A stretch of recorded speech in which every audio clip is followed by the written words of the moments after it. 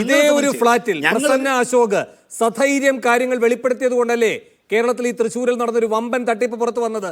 അപ്പൊ അതാണ് പൊതുമനസ്, അതാണ് ഫ്ളാറ്റിന്റെ ജീവനക്കാരിൽ അല്ലെങ്കിൽ താമസക്കാരിൽ ബഹുഭൂരിപക്ഷത്തിന്റെ മനസ്സ് അല്ലേ, അല്ലാതെ ഈ കൊള്ള കൊടുക്കലിന് കൂട്ടുനിൽക്കുന്ന കൂട്ടരല്ല. അപ്പൊ ഈ തടയുന്ന ആളുകൾ എന്ന് പറയുന്നത് ആരാണ് എന്നത് വ്യക്തമാണ്. അവരിപ്പോൾ നിയമം കയ്യിലെടുക്കുകയാണ്. രാജു, നിയമം കയ്യിലെടുക്കുകയാണ്. അപ്പോൾ അവിടേക്ക് മാധ്യമങ്ങൾക്ക് പോകാൻ കഴിയുന്നില്ല. അപ്പോൾ പ്രകാശ് മാഷ് പറയാണ് അത്തരം കാര്യങ്ങൾ ശ്രദ്ധയിൽപ്പെട്ടാൽ അതിൽ നടപടിയെടുക്കും. ശ്രദ്ധയിൽപ്പെട്ടില്ലേ? ഇന്ന് മാധ്യമം എന്ന് പറഞ്ഞൊരു പത്രം അതിൽ ചിത്രം സഹിതം റിപ്പോർട്ടായിട്ട് കൊടുത്തിട്ടുണ്ട്. എന്നിട്ടും ഇവരുടെ ശ്രദ്ധയിൽപ്പെട്ടിട്ടില്ല എന്നാണെങ്കിൽ ഇതിനെന്താണ് മറുപടി? മാത്രമല്ല, നിങ്ങളാണ് ഇന്നൊരു ക്രിമിനൽ ഗൂഢാലോചന അടക്കമുള്ള കാര്യങ്ങൾ അന്വേഷിക്കണമെന്ന പരാതിയുമായി പോലീസ് സ്റ്റേഷനിലേക്ക് പോയിരിക്കുന്നത്. എന്താണ് അത്തരം നടപടികൾ ഇടതുപക്ഷത്തിനൊരു വിമുഖത? വേണു, ബി ജെ പിയുടെ കാര്യം പറയുമ്പോൾ പലപ്പോഴും ഇതൊന്നും ശ്രദ്ധയിൽപ്പെടുന്നില്ല എന്നുള്ളൊരു പ്രശ്നമുണ്ട്. ഇപ്പം രാഹുൽ ഗാന്ധി ഓഗസ്റ്റ് 7-നാണ് ഈ രാജ്യത്തെ പിടിച്ചുകുലുക്കിയ ഈ വെളിപ്പെടുത്തലുകൾ നടത്തിയത് ഇല്ലേ.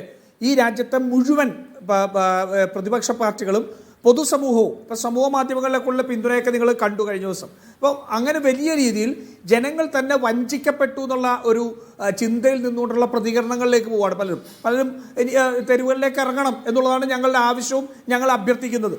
അങ്ങനെ നിൽക്കുക. പക്ഷെ നോക്കൂ, പിണറായി വിജയനും എം വി ഗോവിന്ദനും ഉൾപ്പെടെയുള്ളവർ ഇതുവരെ ഈ വിഷയം അറിഞ്ഞിട്ടില്ലല്ലോ. ഇപ്പോൾ ഞാൻ ഒരിക്കലും ബി ജെ പിക്കെതിരെ നടക്കുന്ന ഇത്രയും വലിയൊരു പോരാട്ടത്തെ സി പി എമ്മിലേക്ക് കൊണ്ടുവന്ന് അതിന്റെ ഒരു മൂർച്ച കളയാൻ ഞാൻ ആഗ്രഹിക്കുന്ന ഒരാളല്ല. നല്ല നിലപാടാണ് രാജു. അതുകൊണ്ട് ആ ഭാഗം അവിടെ നിൽക്കട്ടെ. കാരണം യഥാർത്ഥ കള്ളൻ കപ്പലിൽ തന്നെ കണ്ടെത്തിയിരിക്കുന്ന ദിവസങ്ങളാണിത്. നിങ്ങൾക്കിടയിൽ ഒരു തല്ലുകൂടലല്ല വേണ്ടത്. ഒരു സെക്കൻഡ് രാജു, ഇവിടെ വേണ്ടത് കൃത്യമായി ഫ്ളാറ്റുകൾ കയറിയുള്ള പരിശോധനയല്ലേ? കൂടുതൽ വിവരങ്ങൾ പുറത്തു വരേണ്ടതില്ലേ? തീർച്ചയായിട്ടും ഇത് കൃത്യമായിട്ട് ഇതൊരു അവസരമാക്കി എടുത്തുകൊണ്ട് കേരളത്തിലെ വോട്ടർ സിസ്റ്റം മുഴുവൻ ശുദ്ധീകരിക്കേണ്ടി വേണ്ടിയുള്ള പ്രവർത്തനം നടത്തേണ്ട അവസ്ഥയിലാണ്.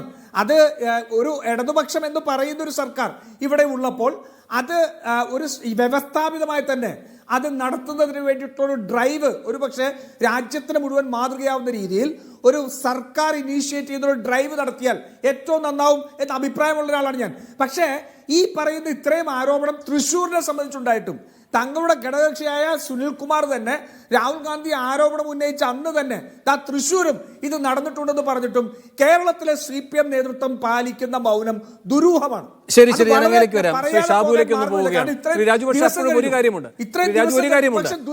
CPM-ന്റെ അഖിലേന്ത്യാ ജനറൽ സെക്രട്ടറി MA ബേബി തൃശ്ശൂരിൽ നിന്ന് തന്നെ കഴിഞ്ഞ ദിവസം പ്രതികരിക്കുകയുണ്ടായി. 30,000-ലധികം വോട്ടുകൾ BJP കൃത്രിമമായി അവിടെ ചേർത്തിട്ടുണ്ട് എന്നതടക്കമുള്ള കാര്യങ്ങളിൽ അദ്ദേഹത്തിന്റെ പ്രതികരണം വന്നത് അങ്ങയുടെ ശ്രദ്ധയിൽ ഉണ്ടാകുമെന്ന് ഞാൻ കരുതുന്നു. ശരി, ഞാൻ വരാം.